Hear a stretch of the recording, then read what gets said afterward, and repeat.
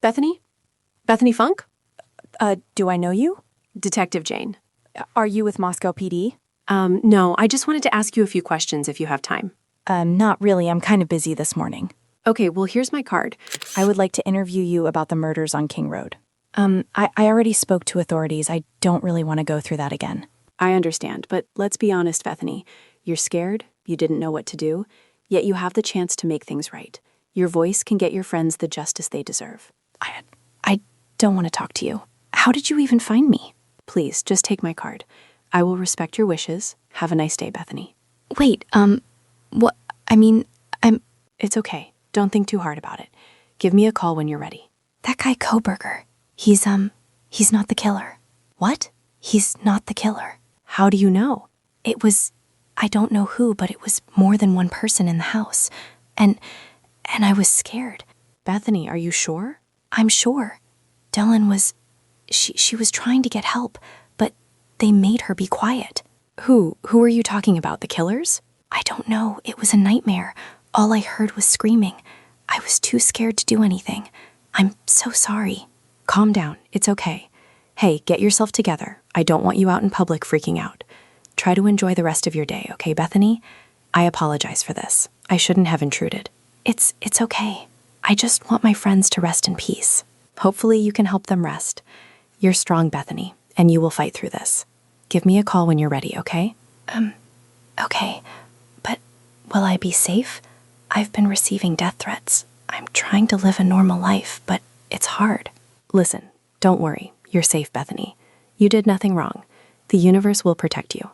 I need you to go on about your day and try not to think about it, okay? Okay. Thank you very much. It's my day off. A beautiful day. And you're ruining it. Look on the bright side. At least you get to rev up that Chevy for a while. Nah, just cruising. How's Mindy? She's such a spoiled brat. That's pretty much what it boils down to. Now they're thinking it over. Plan on working it out for the children. That's good. But Bethany's willing to talk. I met her earlier. Good day for a prank, I see. No, really, I did. Out and about, driving, all alone, too. Where? Well, I was in the grocery store and I saw her. Had to make sure my eyes weren't playing tricks on me. And sure enough, it was Bethany. I followed her to some shopping center, and that's when I spoke to her. You gotta be kidding me. What did she say? She was confused, of course. But I basically told her that she needed to tell the truth. Let me guess. She got freaked out and called the cops, right? Nope. She is willing to talk. And, get this, she admitted that Coberger is not the killer. How do you like those apples?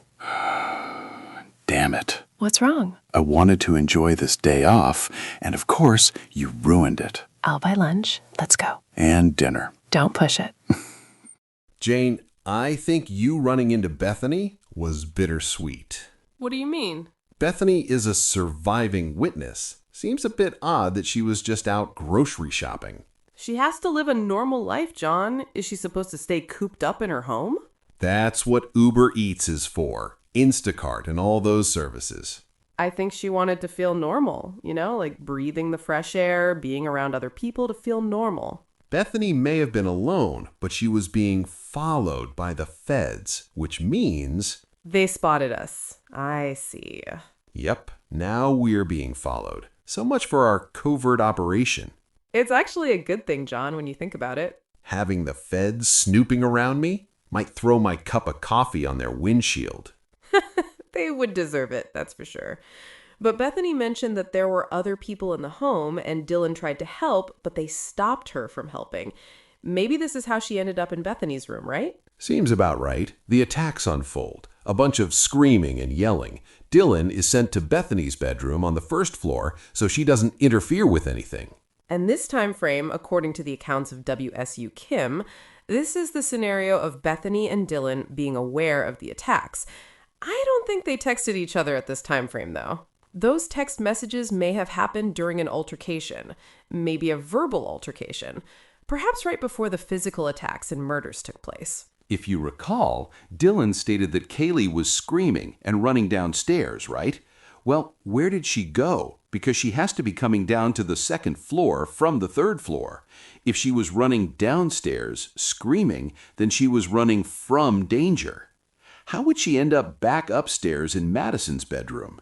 It seems her body was placed back upstairs, and that just provides more evidence that the victims' bodies were moved before authorities got there. Just like Ethan's body. Kaylee on the second floor conflicts with the lone killer narrative, because if Kaylee is on the second floor and you have Xana there also, with Ethan allegedly asleep, there's no way neither one of them didn't have the opportunity to wake him up.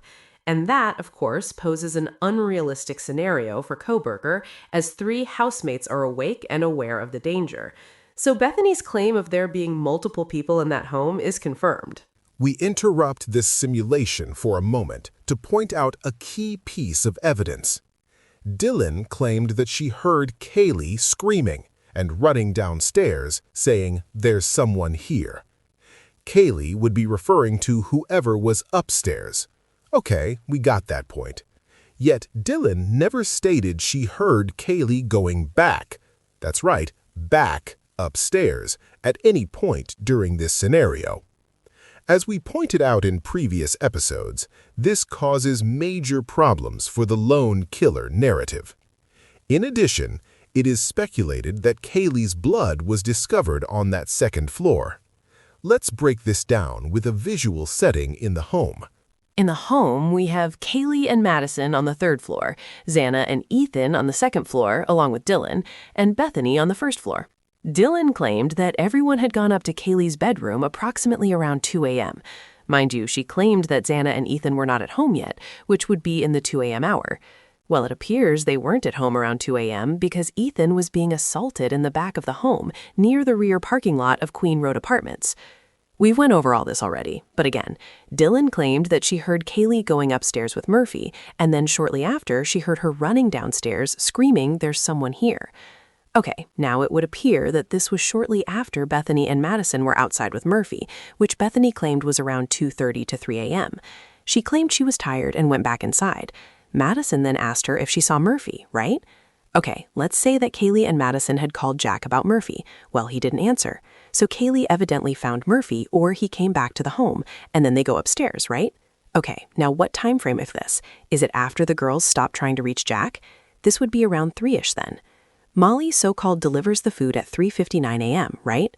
So there's a lot of time within this time frame that has not been accounted for, such as that 3-ish to 4 a.m. time frame. But let's try to fill in the gaps. If Coberger allegedly entered the home around 4:10 a.m., then Dylan's accounts of hearing Kaylee screaming would be shortly after this. If Kaylee is heard running downstairs by Dylan, then we assume that Kaylee reached a point where Dylan knew she was running downstairs, right? Running upstairs on the same floor, Dylan wouldn't necessarily know if Kaylee was running downstairs. She may assume she was just running out of Madison's bedroom to her own. But the fact that she specifically said she was running downstairs, then this means Kaylee physically was running downstairs. Does everyone understand? Okay, now this is where the problem comes in, because if she made it to the second floor, then you have Xana also awake, according to the DoorDash delivery. She also heard Kaylee screaming. So now, the million-dollar question. How did Kaylee end up back upstairs in the lone killer narrative? Rhetorical. Heck, even if she made it at the bridge point of the third and second floor, that's still a physical struggle for Coberger. If anyone believes that Coberger somehow physically took Kaylee back upstairs, then what was Xana doing when this was physically taking place? What about Murphy? And there's conflicting reports about the dog as well. In one scenario, he was locked inside Kaylee's bedroom. Then in another, the door wasn't locked. Moscow PD claimed the dog somehow ran out of the home on its own, then came back inside. When would this be? Because Bethany and Madison had took him for a walk around 2:30 to 3 a.m.-ish. Kaylee apparently found him outside and brought him back inside and went upstairs, right? That's what Dylan claimed. She heard them going upstairs and even claimed to hear Kaylee tell Murphy to go upstairs. So they're coming back into the home at this point. Yet, when did he go back outside? Murphy couldn't have been locked inside Kaylee's room. Let me guess. Coberger let him outside before he murdered. Never mind. Don't worry, no need to answer it. So we have a major problem with the lone killer narrative, because it's impossible for Coberger to chase Kaylee down the stairs, apparently stab her a few times and whatnot, grab her, take her back upstairs, while Xana is right there. Ethan is just knocked out sleep at this point. Screaming, yelling, the dog is barking, flat out impossible. The only logical scenario here is that there were multiple killers. Madison was attacked, Kaylee ran away, was grabbed, and, well, whatever happened physically on the second floor led to her body being taken back upstairs. If there is actual evidence that Kaylee's blood was discovered on the second floor, forgive us, we haven't had the time to look into that yet. But if that is actually true, then that's a wrap, my friends. because this means more than likely she was murdered on the second floor, or at least severely injured. Then her body was taken back upstairs, which is considered a staging of a crime scene. There is a mystery behind two of the victims' location of discovery, Ethan and Kaylee. Ethan was not murdered in his sleep. His body was placed in Xana's bed to align with a staged crime scene. Kaylee was not murdered alongside Madison. Her body was placed in Madison's bed to align with a staged crime scene. It was staged this way to make it appear to be a lone killer, but even that would be questionable at face value. You know what? Let's continue with our simulation. And that's why her testimony was shut down in the preliminary hearing. If she testified that there were multiple people in that home during the attacks, and you have multiple male DNA samples discovered at the home, it would conflict with the alleged evidence against Coberger. Bethany was willing to testify for the defense, so obviously she wanted to tell the truth. Yet her lawyer knew how that would play out in court, so she shut her up, and the judge shut everything down. I'm suspecting the FBI was snooping around as well. Yep, they were the ones that convinced the lawyer. So, what's your thoughts overall, John? Is there enough evidence to prove Coberger had been framed? Yes and no. Explain. Well, from what we know, this was a multi-perp murder case. I think it's clear to see. With the evidence of Kaylee running downstairs away from danger and somehow ending back upstairs discovered in Madison's bedroom deceased proves her body was placed there.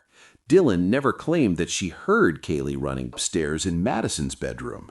That would have been something she heard, just as she heard Kaylee running downstairs. So whatever happened on that second floor includes Kaylee being physically there as well. Ethan, alleged to be murdered in his sleep, has conflicting reports where the body was discovered right outside of Xana's bedroom. One person wouldn't be able to do that, nor have the time, based on the estimate time of attack, so we know there were multiple killers.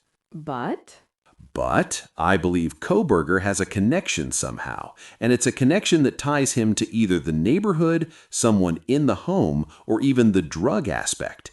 I can't put my finger on it, but looking in his eyes upon his arrest, it didn't give me the feeling of guilt. It was a look of knowing he was framed, but knowing he was framed related to the motive behind the murders. So you're still contemplating if he was working with the feds? It's possible, and at this point, it seems to be the most logical conclusion. I'm going to prepare questions for our interview with Bethany. I think she's ready to let it all out. Let's not do that. Why? Oh, okay, you're right. Prepare a witness statement document and email it to her. This way, the feds won't interfere with our interview, and they'll be stuck trying to figure when will it happen. She'll provide the statement, provide her signature, and bingo, we have an official statement from Bethany. Undeniable proof, something a judge can't shut down. Brilliant. I see you still have a little fuel left in the tank. We're in the wheelhouse now, Jane. The feds have us in their sights. Playtime is over. It's time to finish the job. That's what I'm talking about. Fucking right. So, you know this isn't going to end well for you, right? I'm making the right decision. The feds are cutthroat, Emma. They're going to betray you. We got a lot of corrupt officers in our department, but none of them compare to the feds. But what choice do I have? I'm going to prison either way. Not necessarily, if you just followed our instructions.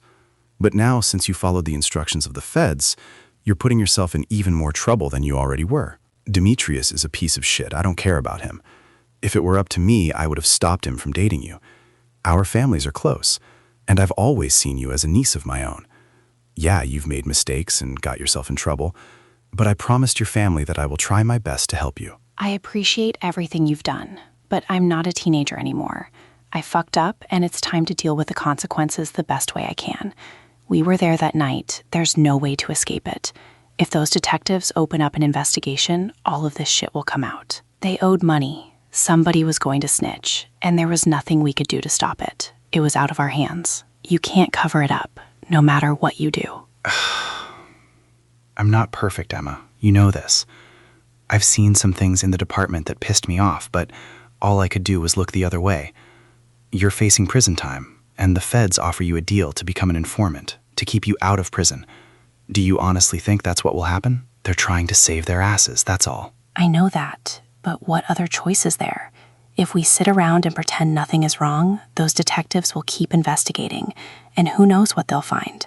They already spoke to Molly. What if they spoke to some of the students? It will all lead back to us, so I think it's best to work with the feds so they can keep everything quiet, right? That's not how it works. Do you think informants are protected by the feds? No fucking way. They're snitches, Emma. It's more dangerous to be an informant than to be charged with a crime. Think about it. You're going to be an informant for the feds involving a case that they are covering up? Do you see what the hell they're doing?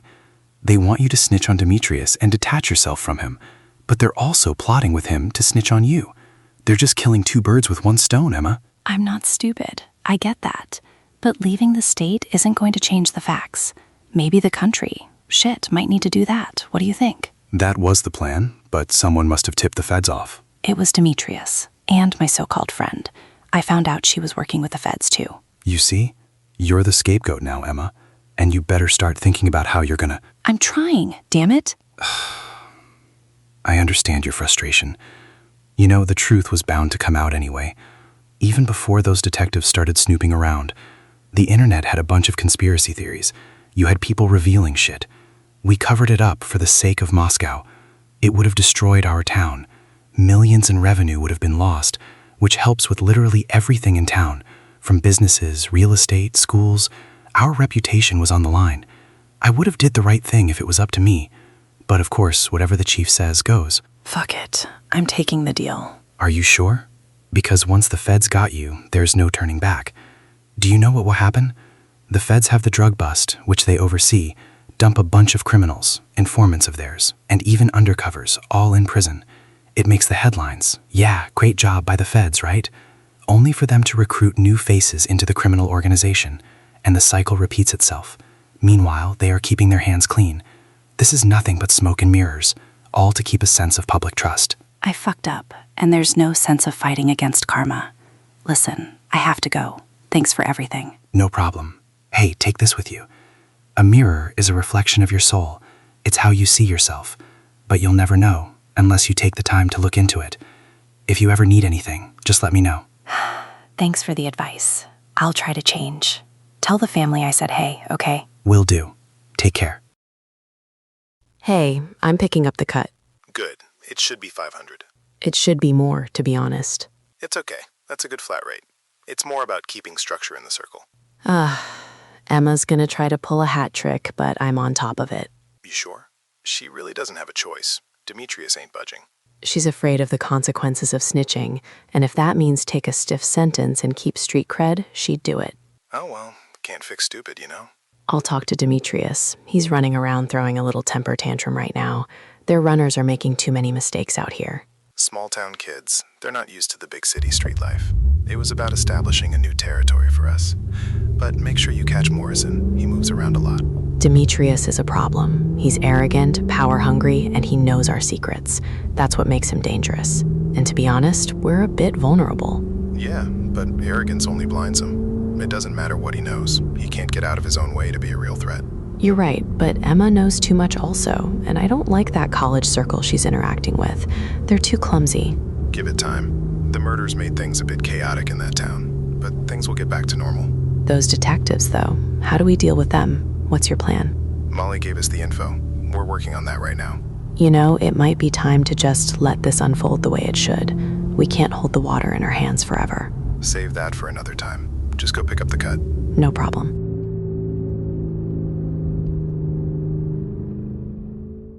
Hey, excuse me, miss. Are you looking for something? I'm sorry, did I ask you for help?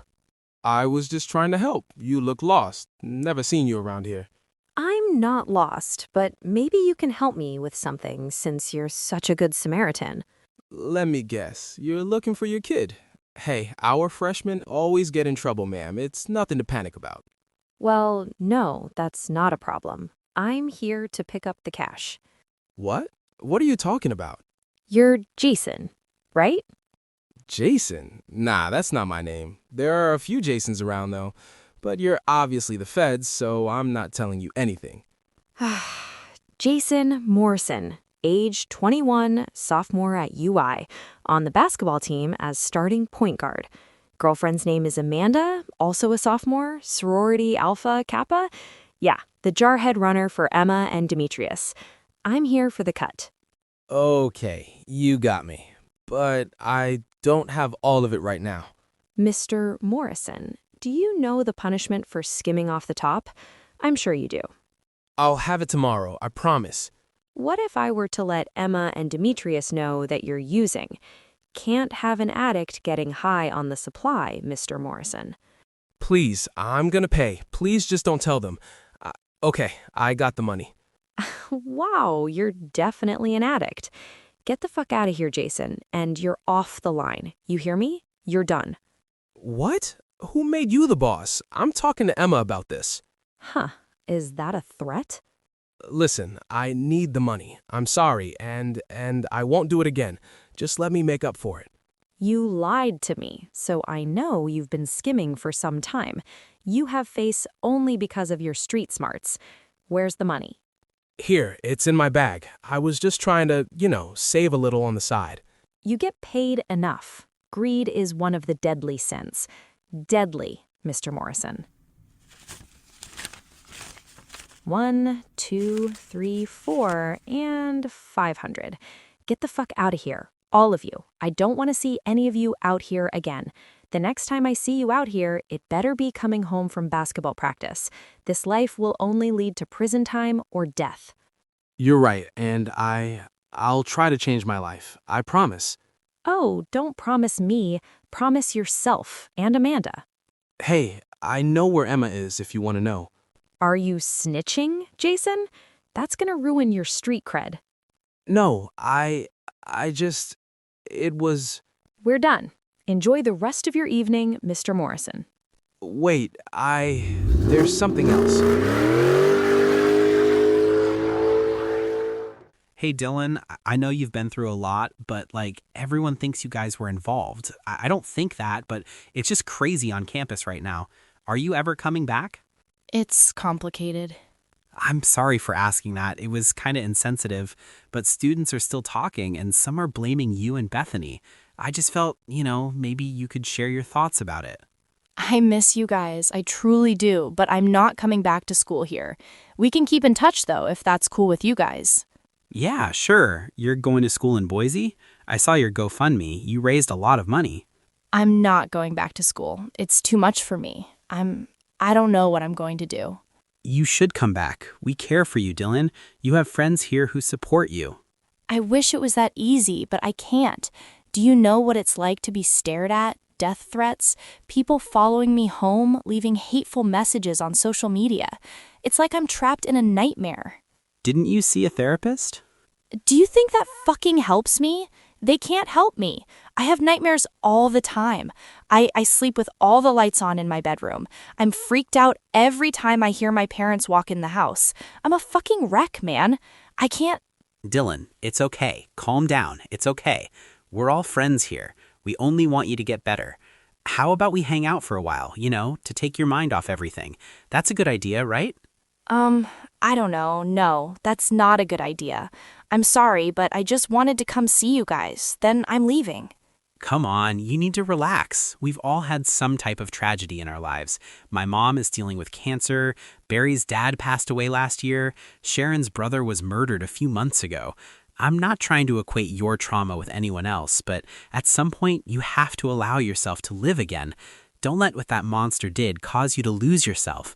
Your friends are still with you in spirit, and in some way, that's a greater bond than before. You understand? You're right, but it's the memories, I'm trapped in a loop, playing over and over again. Hanging out with you guys will only bring back the pain. And that's what makes you stronger in life. Accepting the pain, fighting through it, and overcoming it. Come on, let's go grab some food. No partying, just hanging out. Is that cool? Okay, I'll do it, but don't tell anyone. We won't, I promise. Okay, I got a taste for pizza if that's cool. Yeah, sure, sounds good. Kaylee, no! Stop! Don't hurt them, please! Get the fuck back in your room, Dylan. Okay, please don't hurt them. Shut up. Wait, I have money. I can get you money. My dad's a lawyer. I can get you... Didn't I tell you to shut the fuck up? Go downstairs to Bethany's room and don't come out. Why? Wait, what are you gonna do? Motherfucker. I'm so sorry. I never meant for this to happen. Please, no. Bitch, you bit me? Are you crazy? How about I knock those fucking teeth out? Kaylee, please, don't. Get the fuck downstairs, Dylan. I won't ask you again. Okay, I'm going. Please don't hurt them. Shut up.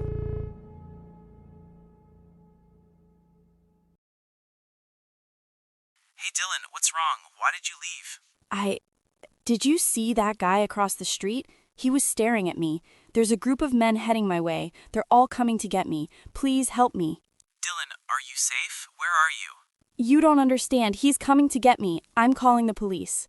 Calm down. You're having a panic attack. Drive back to the house. Take deep breaths. Please calm down. I'm going to die. They're going to kill me. Help me! Help me, please! I'm calling 911, okay? Dylan, lock the doors and take deep breaths. Barry is headed out to find you. Where are you?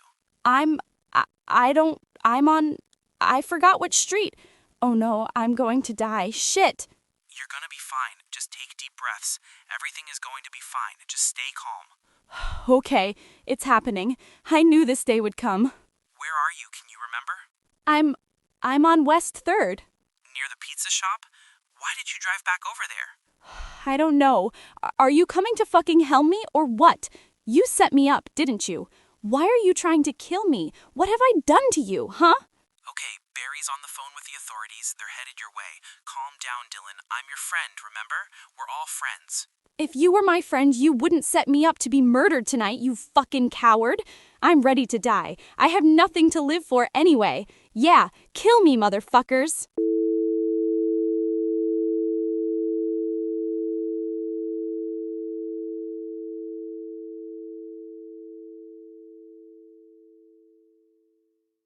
Man, Dylan is freaking out. Yeah, I think she might need to be admitted. Really? That would be a shame if that happened. She was cool. She's lost it, man. I don't think she'll ever be normal again. She thought someone was trying to kill her? Yeah. Barry said she was freaking out, saying some guy was watching her and planning to kill her. She even said that Mike was setting her up to be killed.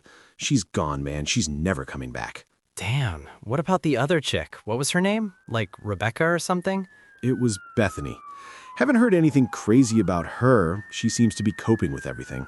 Bro, I doubt it. She's probably gone crazy too. Just don't show it. Yeah, you're probably right. But I think that there was more to those murders, man. Yeah, I heard that too. It was rumored it was drug-related, right? Those kids were doing drugs, and it's rumored that house was a trap house. So it was a hit by the cartel? I think the reason Dylan is freaking out is because she might have something to do with it. Her story never added that to me. I'm not getting into that, man. You're on your own with that conspiracy theory.